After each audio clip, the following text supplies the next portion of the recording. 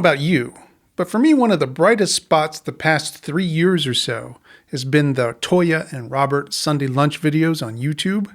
Often funny, sometimes quite serious, always heartwarming. It's been amazing to get such a humanizing glimpse into the life of one of the most enigmatic figures in progressive music. You guys seen the newest one yet? I Was Made for Loving You by Kiss, with Toya dressed as a pink dinosaur. 3, 4.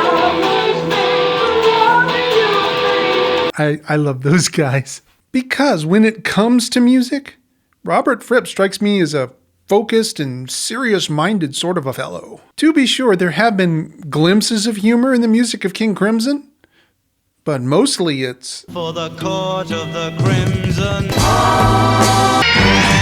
Impaled on nails of ice.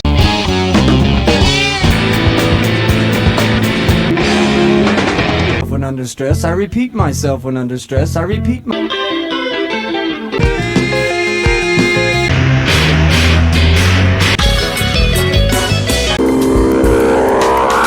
And now I have in my hand the Cheerful Insanity of Giles, and Fripp, an album made mere months before In the Court of the Crimson King, with a good portion of the band that would become King Crimson. And I can't for a minute begin to imagine what's on this album. If anything, this album proves that Robert Fripp had a sense of humor long before he hooked up with his wife, Toya Wilcox. Their Sunday lunches have become notorious. But there's been a thread of humor that's run through Crimson the whole time. Early songs like Cat Food have it well on display.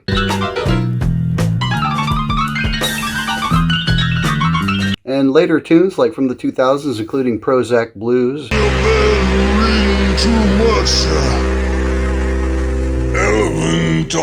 show you another side of the Crimson humor. Giles, and Fripp were an English rock group formed in Bournemouth, Dorset in August of 1967. It featured brothers Michael Giles on drums and vocals, and Peter Giles on bass guitar and vocals, and the one and only Robert Fripp on guitar. Their music showed an eclectic mix of pop, psychedelic rock, folk, jazz, and classical influences. And of course, this group eventually became what was known as King Crimson, which arguably are the fathers of progressive rock. Although I know Mr. Fripp does not really appreciate that categorization. I mean, what on earth could be going on here? The guy whose scholarly pursuit of musical expression has led to new methods of self-accompaniment through an elaborate multiple tape delay system. The guy who became so frustrated with the limitations of the guitar that he had to invent his own picking technique and tuning system, and then founded a school to teach this system to other guitarists. One of the most hair-raising afternoons of my life. The guy who wrote a 561-page instruction book detailing how a guitarist should not only practice and play, but how they should approach subjects like charisma, celebrity, even silence. Where does music come from? How does it enter our lives? Can music change the world? That guy has an album of cheerful insanity, right? But thanks to the Sunday lunches, I've seen evidence of something like cheerful insanity. I guess.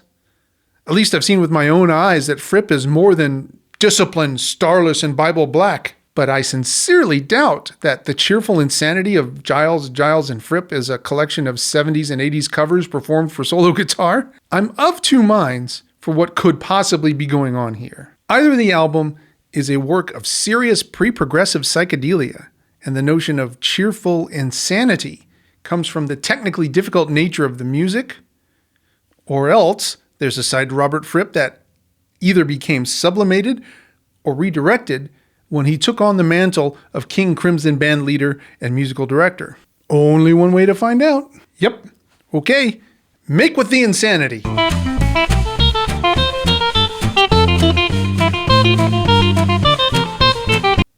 Oh boy. Would have lost that bet. The recording sessions for In the Court of the Crimson King started in early 1969.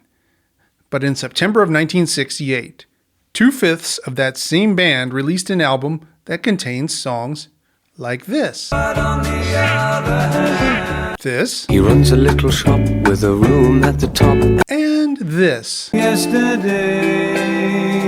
Honestly, you want to know what I'm reminded of? Ever watch a British show from the late 60s that references pop music in some way?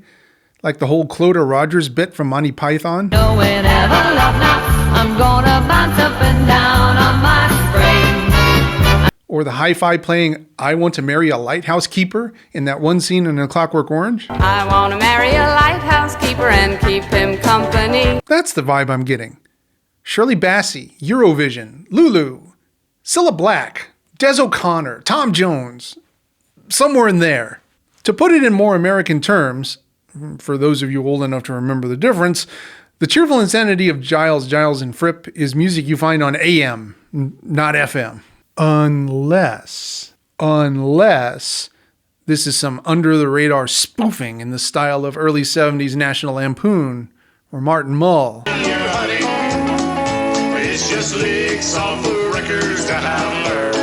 Where they adopt the style so perfectly that you can't tell at first that they're taking the piss. That's possible. Originally, the Giles brothers placed an ad in the newspaper looking for a singing keyboardist. Robert Fripp responded to the ad and was hired despite the fact that he couldn't sing and wasn't a keyboardist. Between 1967 and 1968, the group lived on Bronsbury Road in London. Throughout the time they had in this house, they made many demo recordings, which were eventually released on something called the Bronsbury tapes. And the demos led to them getting signed to Decca Records, where they can make an album proper, the one we're discussing today. So let's take a look at the Cheerful Insanity. Side 1, 8 songs, none of them longer than 3 minutes, and that includes some narration at the tail end of a few of them, telling the story of a boy named Rodney and his eventual discovery of rude books. I won't go over all the tunes on this album, there are just too many, but a few things that stuck out to me. The B section of Newlyweds wouldn't sound out of place on Love American Style or That Girl. It's got that kind of vibe. My goodness, is this album late 60s pop. 1 in a million. This song contains criminal levels of catchiness. Listen to this one even once, and there's nothing that will dislodge it from your brain. He's a 1 in a million. Digging My Lawn is a peppy little jazz waltz kind of a thing that gets increasingly trippy lyrically. She was half German, half out of bed. Which half was which doesn't need to be said. The Cruxter. This is a piece for solo electric guitar and voice, with Fripp's guitar work giving just a glimpse of what was to come in King Crimson. But only for about 90 seconds. Speaking of, if you listen to Thursday Morning and you squint and you hold your head just right, you can just about make out I Talk to the Wind from In the Court of the Crimson King. Except that it's only 2 minutes and 51 seconds, has a string section, and is more than a bit L7.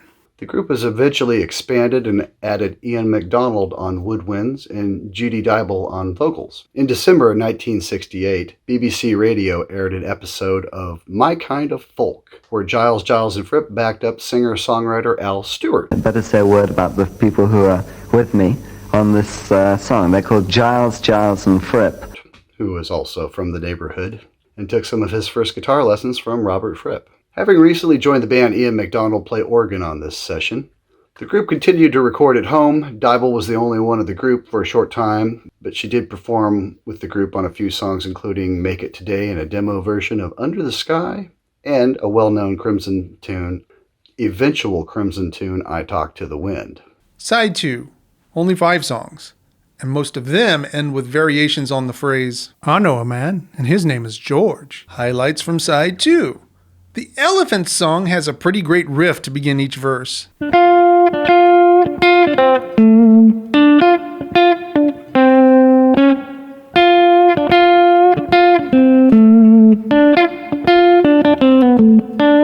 Plus, the spoken lyrics get quite silly. Very, very nice, said a man in the crowd as I smelled his peanut teeth.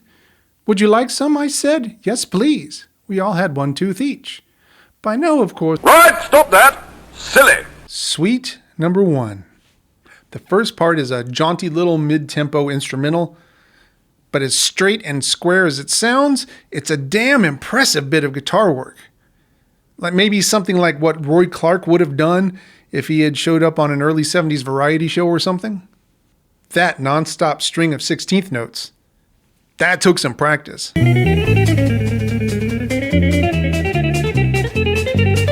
There are some slower instrumental bits in the middle, but then it ends with another guitar workout, only this time a la Chet Atkins rather than Roy Clark, with a melody consisting of banjo-rolled arpeggiated figures.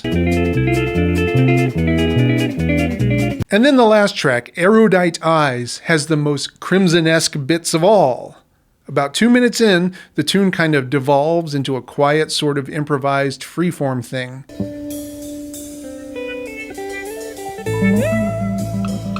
Reminiscent of the last half of Moonchild. Honestly, I don't know what to make of this music. Mostly it's charming and catchy, if overwhelmingly dated and kind of straight. But it also feels like there's something weird and a great deal more substantive lurking beneath the surface.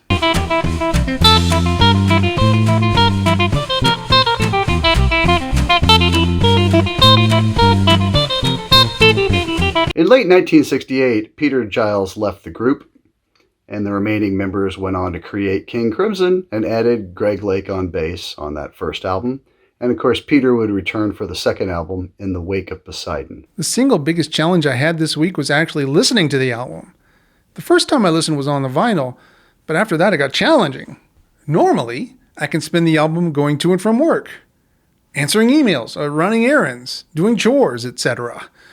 But a good amount of that wasn't available to me this week because the cheerful insanity of Giles, and Fripp isn't available on any streaming service. So I ended up having to buy the CD and have it shipped to me overnight so that I could rip it and get the tracks onto my phone. This included a couple of bonus tracks, She's Loaded and Under the Sky, plus radio edits of Thursday Morning, 1 in a Million, and The Newlyweds. Not a lot of new information on the bonus tracks, and honestly having 2 passes at 1 in a million every spin only increased the earworm factor.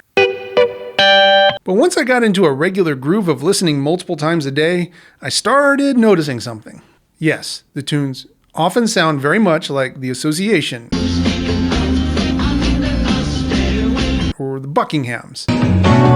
Why don't you tell me? But every song has a moment or two in it in which the titular cheerful insanity comes through, whether it be the ongoing narration or slightly unhinged guitar solo.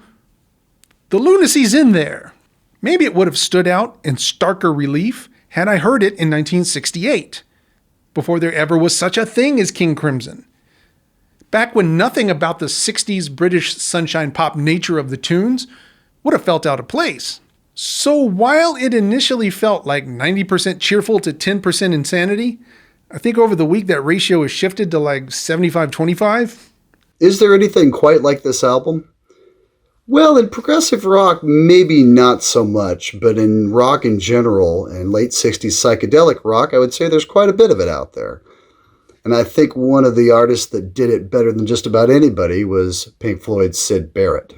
So if you enjoy the whimsy of this particular album, the insanity and the cheerfulness, dig a little deeper and check out Syd Barrett's solo works, including the album from 1970, The Madcap Laughs, and also from 1970, the self-titled album, Barrett. I think Barrett's work succeeds in a way that Giles, and Fripp only hints at. I don't know that I'll be regularly spinning the cheerful insanity of Giles, and Fripp in the future, but I do know for sure that I will be sharing Suite Number 1 with every guitarist I know.